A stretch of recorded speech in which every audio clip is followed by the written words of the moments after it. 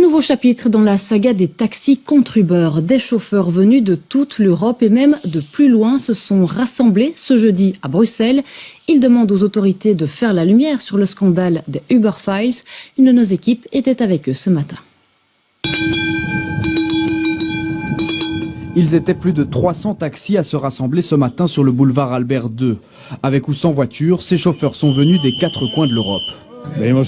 Nous sommes venus soutenir notre secteur traditionnel qui existe depuis tant d'années. Nous sommes des collègues de Séville en Espagne. On est venus passer la journée à manifester et à défendre notre travail et notre mode de vie. On est plus d'une centaine de chauffeurs qui sommes montés devant les institutions européennes pour crier notre colère. Une colère contre Uber qui n'a cessé de déployer ses activités partout dans le monde depuis sa création en 2009.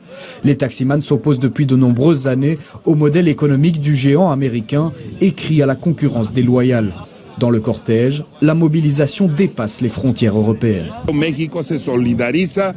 Le Mexique se solidarise dans cette manifestation mondiale aujourd'hui à Bruxelles.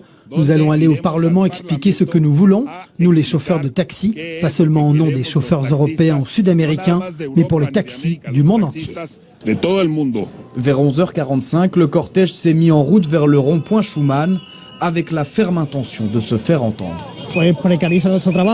Uber précarise notre travail, on doit faire plus d'heures, au final on est des esclaves et ce n'est pas ce que nous voulons. Nous luttons pour notre survie, les choses changent très vite et j'espère que tout le monde, le reste de l'Europe, comprendra le sens de notre action. Soutenez-nous pour un avenir meilleur. J'espère voir un Conseil européen dédié aux chauffeurs de taxi. Nous nous revendiquons comme lanceurs d'alerte pour la société toute entière parce qu'au fond, nous avons été les Kobe du laboratoire de libéralisation.